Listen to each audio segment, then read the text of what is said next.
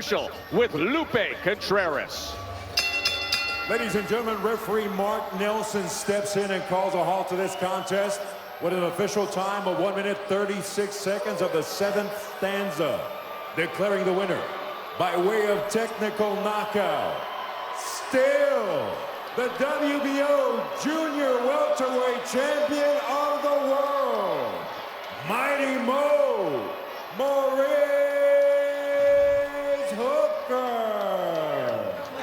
So Mo Hooker's saying to himself right now, they're going to pay me 1.2. That's right. Invite me up there, and I'll still do this. That's right. I was highly impressed with Hooker's performance tonight. This was early in the round. Top rank not feeling this. And he just never stopped It him. was a high-paced fight. Seriously. Saucedo He was lighting right his in ass front, up. Not doing much, not using his jab, exhausted from all those punches he threw early on. And Hooker just following up. Watch how he knock him back to the blind with ropes. right hand, down the middle, buckled him. How did he stay Goes up? back, Saucedo moves back towards the ropes. The ref calls it a Ooh. because the rope saved him from going down. And then this was the end. That's what you're supposed to do. The champion finishing strong, getting off the canvas, following his game plan, controlling distance from the outside, and catching. Alex Saucedo has always been defensively flawed. However, I didn't think that Maurice Hooker had that in him. He didn't show this against Terry Flanagan, but Terry Flanagan is tough. Darlis Perez, he got a gift that was on Kovalev Ward 1, right? Entertaining world title fight that only goes into the 7th. A TKO victory. So let's talk what this means. A lot of people had Alex Saucedo likely winning this fight because what you've seen before the knockout, before Maurice Hooker took it back to the middle of the ring and got the stoppage, is that he couldn't handle Alex Saucedo when he was on the ropes. And that was the biggest question coming into the fight. I said coming into the fight that Maurice Hooker was the overall better boxer, but Alex Saucedo was the better fighter, if that makes sense. Meaning that now that we see that Maurice Hooker, for example, in hindsight, Maurice Hooker, you can see that he has the better overall boxing skills. His hooks are looping. He should always stay off the ropes, and sometimes he doesn't let his hands go like he should. But with the motivation of $1.2 million, and now he's going to get likely around that amount for his next fight, let's put it this way. He did what he was supposed to do. And I'm glad that the payday motivated him, because Alex Saucedo, he made a career high $400,000 anyway. Also, how this came about was when two fighters are ordered to fight, they have something called a purse bid, meaning that any promoter who has at least what the minimum requirement is, which is about $250,000 or so, can bid on the fighters to fight for the title. In the case of Maurice Hooker and Alex Saucedo, Hooker, after he won the title against Terry Flanagan, he was ordered to fight Alex Saucedo. So the two sides couldn't come to a deal, therefore purse bid, meaning the two sides of Hooker's team, Eddie Hearn, Rock Nation, Matchroom USA and Dazn, and Saucedo's team, Top Rank, their rival networks. So therefore Top Rank spent more money on the fight.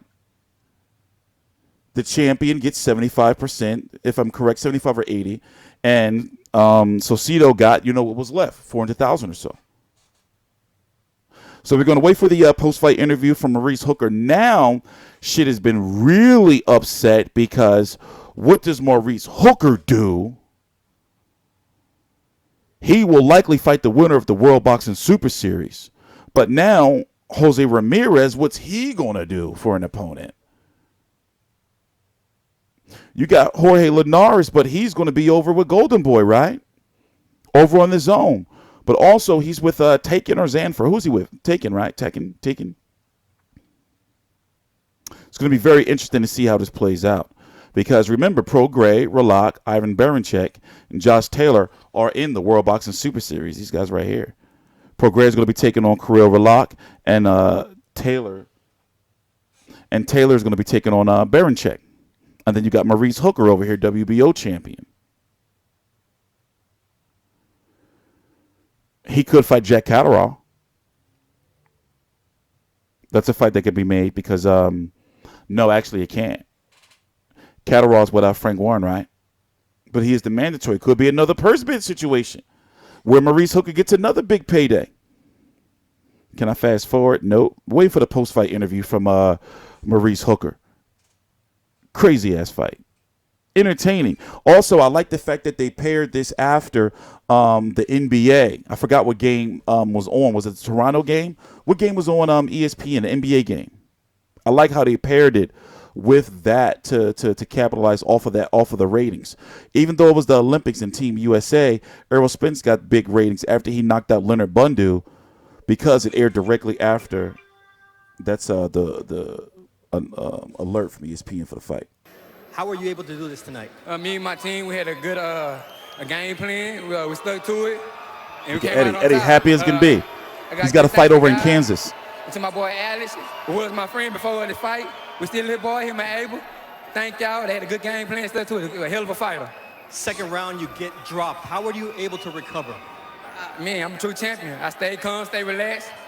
The third round, I came out. I just knew I stayed relaxed. He young, like I said, he hungry, and he come to fight. I sat on the ropes, work on my defense a little bit. I try to make he tire himself out, and I think he tired himself out, and I went towards him. Sixth round, it you worked. Out well, and walk me through the finish of this fight. Me and my coach knew that we get past 4 rounds like he get winded. So I know if I get him like past 4, it could have been on, it'd be my time to take over the fight. But I knew the first couple of rounds was gonna be tough for me, real tough, because he was coming. Jose Ramirez is here. I heard you guys jawing. Is that who's next? Where he at? Jose, you got my belt? Me and the zone ready. We coming to the zone with this one. I'm looking forward to it. You're a respectful guy. Ooh. We gotta make this fight happen. First of all, I gotta give respect to Alex, man. That guy's a hell of a tough fighter, man. I gotta give it to him, man. Two fighters, man. Nothing but respect to you, man. They was really coming in gonna be tough on him and Abel. I've been with them a couple of counts. My hats out to him. I knew they was really working on Saucedo versus Ramirez. You gotta finish him. You had him in the second round. Walk me through how the rest of the fight went. Yeah, no, I feel like first of all, I want to thank everybody. I'm sorry, man. I thought I was up. It's just that the cuts started getting on my way, and I couldn't do anything. I couldn't see out of my left eye, so that's when I started getting hit more. And I mean, that punch came. It's just boxing. It's what happens. Punches. You gotta learn from Plural. that. We talked about the fighter who established range was going to win this fight. You were able to get in there early, hurt him. What happened? Plural Where like a did he motherfucker. change, and what adjustments did he make? No, he's a champion for a reason. He's a great champion. Just, like I said, I couldn't see out of my cut, so, but it's boxing. It's boxing, and I respect him. The fans came out to see you. They know you, Look that how you huge are a true warrior. Hooker You're is. going to take some time off. What do you want to do next? I don't know what I'm going to do next. I got to heal from this cut, spend some time with the family, and we'll see what happens. All right, Before Joe, he still got some time to recoup. First of all, I'm gonna get shout out to my kids. I got 2 of them here, the rest of them at home. Daddy Rest. love y'all. I see y'all Monday, baby. Daddy love y'all. It's all about family. Joe, we send it down to you. Yeah, Dad's the champ of the world, and he was Man. Oh, wait. Let me mute so that. impressive tonight. Yeah. Big things out there for Maurice Hooker. Big things out there for him. In regards to Saucedo, he's got to work on defense. That's where it's at, defense. Did you notice that a lot of Abel Sanchez fighters take too many punches to the face?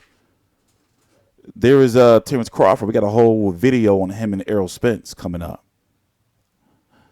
But nonetheless, I'm TstreeT Controversy. This is TstreeT Controversy Live. Oh, yeah, and obviously, if you haven't heard, Errol Spence was there in support of Maurice Hooker. And as you can hear, they talk the same. Except Hooker's accent is a little stronger. But I'm TstreeT Controversy. This is TstreeT Controversy Live. I don't know if they can make, I don't know if Top Rank's going to allow. Maybe they can come to a deal for Jose Ramirez. But nothing's going to force Hooker versus Ramirez because Ramirez has his own title. We already know what's going to happen with this, right? At least we should. Looking forward to it, though, nonetheless. I'm TstreeT Controversy. This is TstreeT Controversy Live. Please subscribe. Oh, God. You can see the full highlights on the Top Rank page, actually. all of them.